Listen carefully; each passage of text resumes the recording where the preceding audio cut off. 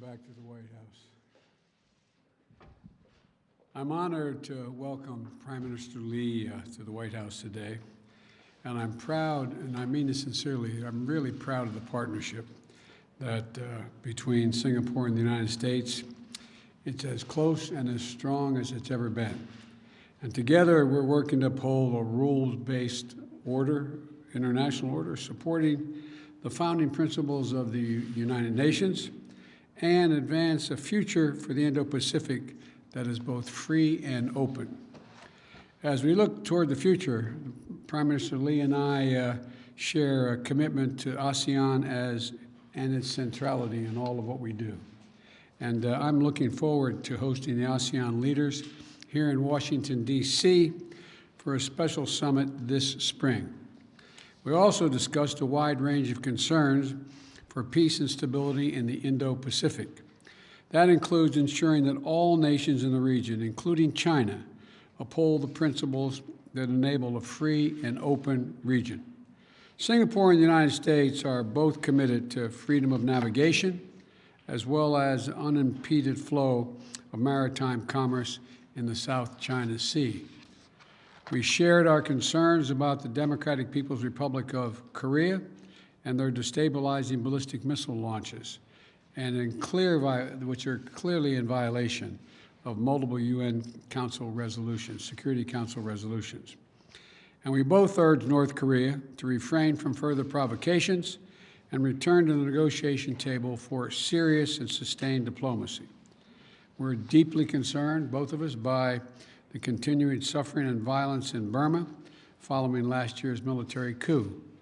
The coup that caused humanitarian crisis and reversed a decade of democratic and economic progress for the people of Burma. Singapore and the United States agree that the military regime must urgently implement the ASEAN 5-point consensus and return Burma to its path to democratic transition. And we also discussed the war in Ukraine. Last week in Europe, the world saw the strong unified response and resolve among the NATO alliance, the G7, and the European Union to answer Putin's brutal and unjustified assault on Ukraine. Today, with the Prime Minister's visit and Singapore's strong leadership on this issue, it's clear that Putin's war is unacceptable to nations in every region of the world, not just Europe, but in every region of the world. It's an attack on the core international principles that underpin peace and security and prosperity everywhere, including in the Indo-Pacific. Today, Singapore and the United States are united and sending the message to all nations, regardless of their size or population. They are equal in their rights on the global stage. They have a right to sovereignty and territorial integrity and to determine their own future, free from violence and intimidation. Mr. Prime Minister, our nations cooperate closely on security and counterterrorism. We have for some time.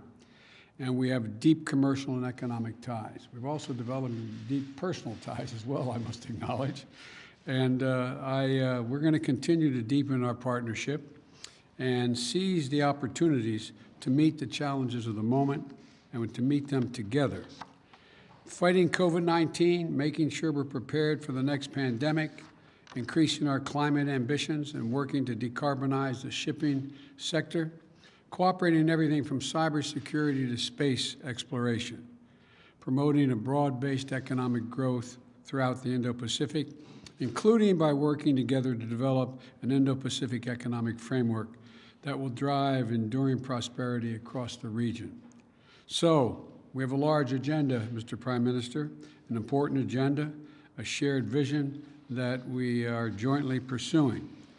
A free and open Indo-Pacific, an Indo-Pacific that is connected, prosperous, and more secure and more resilient.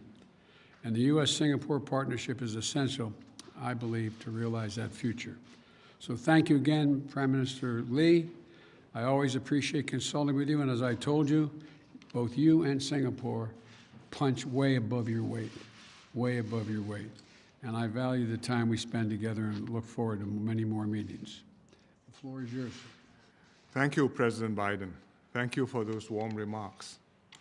President Biden, ladies and gentlemen, I'd like to thank the President for the very warm welcome that I and my delegation have received. We last met in Rome on the sidelines of the G20 summit, but much has changed since those few months ago. Current international uncertainties and crises underscore the need for countries to work together with close friends and partners.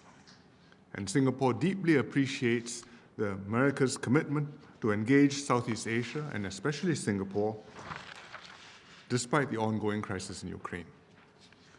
We had a very good discussion with President Biden this morning.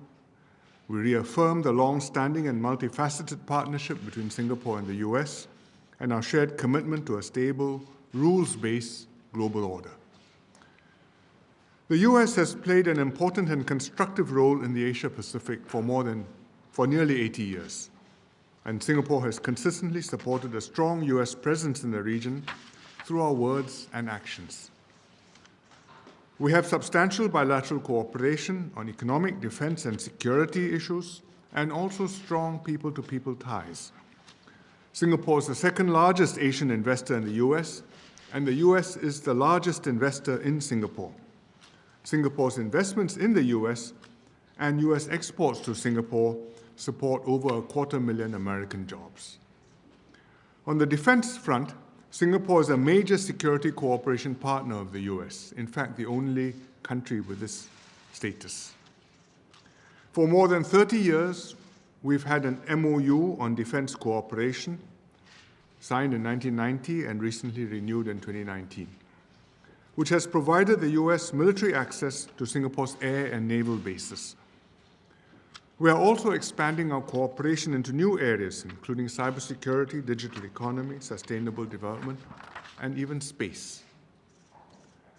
Singapore deeply appreciates President Biden's leadership in strengthening US engagement in the region. We welcome his intention to host an ASEAN-US Special Summit here soon. It's a strong affirmation of American commitment to Southeast Asia and to ASEAN centrality. The President and I discussed the importance of the US growing both its strategic and economic stakes in the Asia-Pacific. It's important to advance a positive economic agenda that's open, inclusive, up-to-date, and flexible.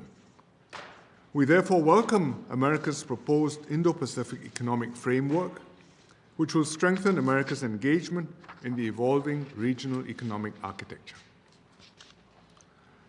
I discussed with the President his recent visit to Europe and the ongoing crisis in Ukraine. Singapore is a staunch supporter of international law and the UN Charter, which prohibits acts of aggression against a sovereign state. And that's why we've strongly condemned the unprovoked attack by Russia on Ukraine. The sovereignty, political independence, and territorial integrity of all countries, big and small, must be respected. The unprovoked military invasion of a sovereign country under any pretext is unacceptable. We cannot condone any country arguing that another country's independence is the result of historical errors and crazy decisions. I shared with President Biden the measures that Singapore has taken to constrain Russia's capacity to conduct war against Ukraine. Our actions are based on principles that are fundamental to our survival and existence as an independent sovereign nation.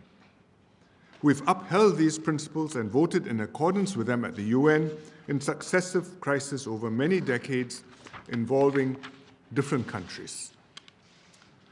The war in the Ukraine has implications for the Asia-Pacific.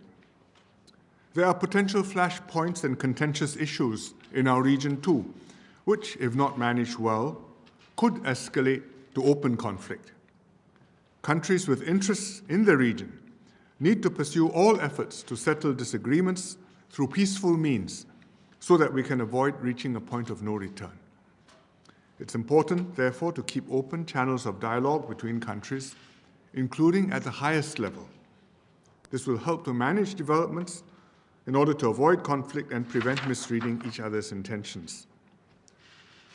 We also need to create inclusive constructs to bridge differences and encourage cooperation and interdependence in the Asia-Pacific. for example, the APEC leaders meeting, and the proposed Indo-Pacific Economic Framework. The US has enduring strategic interests in the Asia-Pacific and many friends in the region who want you to stay actively and consistently engaged. And I'm confident that within this regional context, Singapore's own relationship with the US will continue to grow from strength to strength. Thank you very much. Thank you. Now, we each agreed we'd take one question, and I'll recognize someone first. Darlene Superville, Associated Press. Thank you, Mr. President.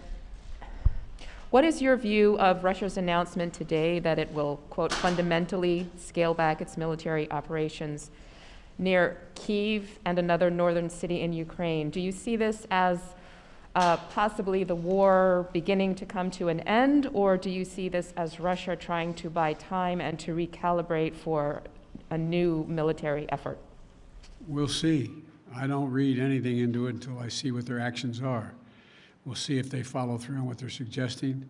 There are negotiations that have begun today, or not begun, continued today, one in Turkey and others. I had a meeting with the heads of state of our 4 allies in NATO, France, Germany, the United States, and Great Britain.